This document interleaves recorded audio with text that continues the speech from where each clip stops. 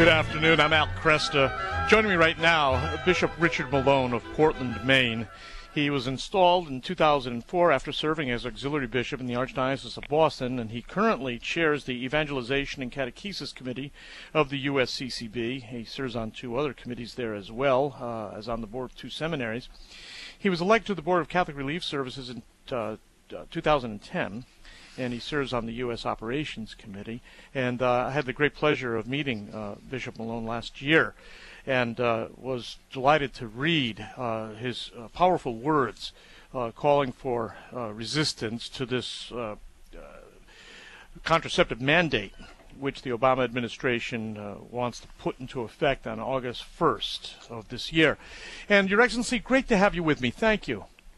I'm happy to join you, Al. I have fond memories of your time up here a few months ago as well. One little correction, if I could. My term as chair of the Evangelization and Catechesis Committee expired in November. Okay. I'm still a member, but there's a new chairman.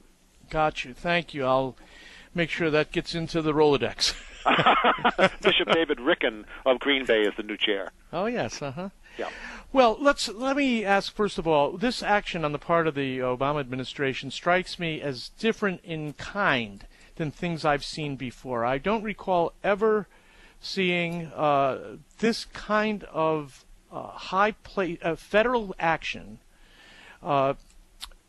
interfering in the internal governance of the church.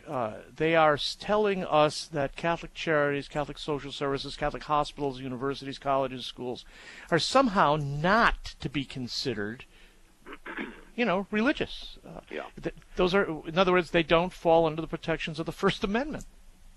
It seems to me, and I'm not an expert in the history of these things, it seems to me, from everything I've read, that it is unprecedented.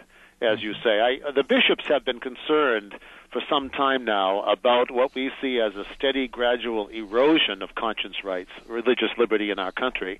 Mm-hmm. But you're right; this rises to a new height of seriousness. It's just what has happened here in this HHS ruling is just outrageous. Is the only word you can use. Yeah.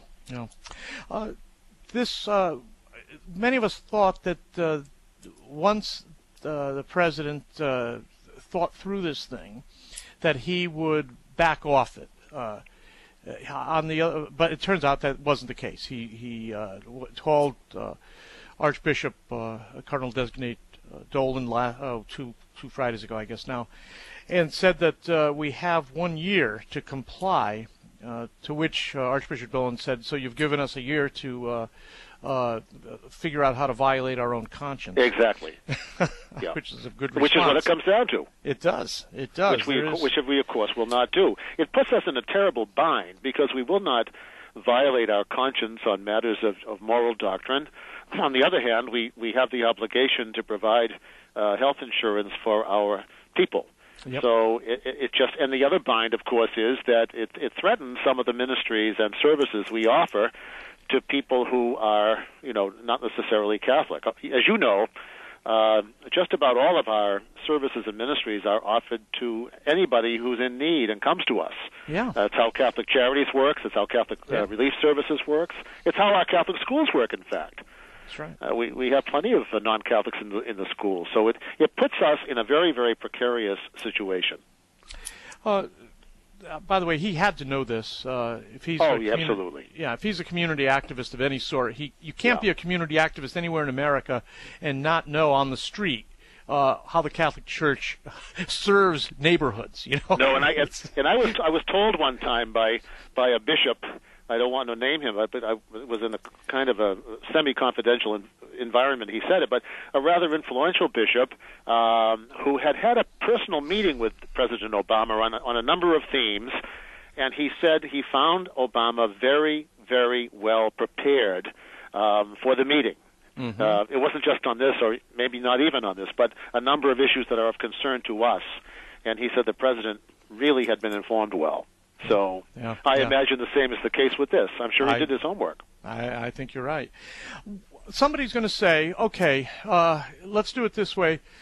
Can a solution be worked out where Catholic social services, Catholic charities say to employees who want to purchase insurance to cover contraception, they say, okay, we're not going to purchase insurance that covers contraception and abortifacients and sterilization, but we will make sure that X number of dollars goes into a separate fund that you can draw upon to purchase your own insurance. I'm afraid that is still a kind of cooperation in evil. Okay, I'm not a moral theologian. My area is more systematic theology. But as I would look at it, that still is making it possible for people to, by our support, really, to achieve those kinds of ends that we see as gravely evil.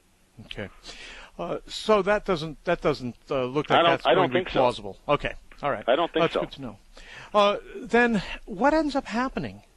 If, in other words, if no solution can be found, nobody's going to bring the. I mean, I can't imagine they're going to turn the tanks on us. But somebody's not going to buy. We're not going to buy insurance. So what happens? Now, as you know, Al, even before all of this stuff broke a couple of weeks back, the USCCB formed that new ad hoc committee on religious liberty. Yes, Bishop Laurie. Mm-hmm. That's correct. And I know that they're working both in a very focused way on this HHS challenge, and then also in a more long-range view, because we need to find a way to put a stop to this erosion of things. Yeah. But they have formed several working groups, and they really have been working. And I know that one of those groups is called the litigation working group. So there are really high-level professionals trying to see if we can get any legislative relief on this. Yeah. I know there's some interest in seeing if we can support. I think it was last year. Representative Fortenberry introduced a Respect for Rights of Conscience Act. That's right. And so if there can be some more congressional support for that. Now, whether that will only help us going forward and not deal with this present crisis, I don't know. But there's that group, and it's not just bishops on these working groups. There's some really, significant lawyers and other professionals. Mm-hmm. There's another one that's going to deal with the academic theological basis of religious liberty. Let's get real clear about that. Good. One of the most scandalous and upsetting things to me, and we all know this is a no-brainer, as the kids would say, but our country was founded on this principle of religious freedom. I know. This is the crazy thing about it, which is why I'm hoping that people who are concerned about the principle of religious freedom and conscience rights, who, whatever their perspective, I mean non-Catholics, whatever they think about sterilization, all of that, I wish they all believed it was evil, but every American should be troubled by this attack on conscience, I think. Yeah, this is not fundamentally an issue about contraception. This is, right now, an issue about religious liberty and the relationship between church and state. Precisely. And I think we'll be able to. I think we'll be able to make that case. I think sure so too. Hope so. Yeah, I think so too. In fact, that's what you referenced the letter I wrote that was read in the parishes this past week, and one of the points I made in that was exactly, while these moral issues are very grave ones, right now the immediate concern, because that's a continuing concern, raising the level of moral conscience of our Catholic people, but the immediate pressing concern is this attack on religious freedom, because it could be devastating. It is devastating. Now, what do you say to people who are going to say, well, wait a minute, there is a religious exemption? How do you respond? It's a very, very limited one. It applies to. It doesn't sound limited at first, but it applies to like parishes. They tell me it would apply to a diocesan chancery. Where we're working primarily, where we're serving our own people of our own faith tradition, okay, then we would have the right to sort of enforce our own, as they would call it, enforce our morality. But in these other works of the church, where it's come one, come all, we'll serve you however we can, then those agencies, because it's not just dealing with faith-based clients or whatever, our own people, they would not come under the exemption. And that's an awful lot of people. Yeah. I mean, when you think of the work of CRS around the world, you know, yeah, how many people are served by that, and we serve all sorts of people with Christian faith, Muslims, people of no faith. Yeah, it's an impossible situation. Absolutely. There's no way we're going to say we're only going to serve cat. We're only going to give a cup of cold water in Jesus' name to Jesus' followers. You know. Yeah, it's almost what it will come down to. Yeah, it's crazy. Which is just as unacceptable.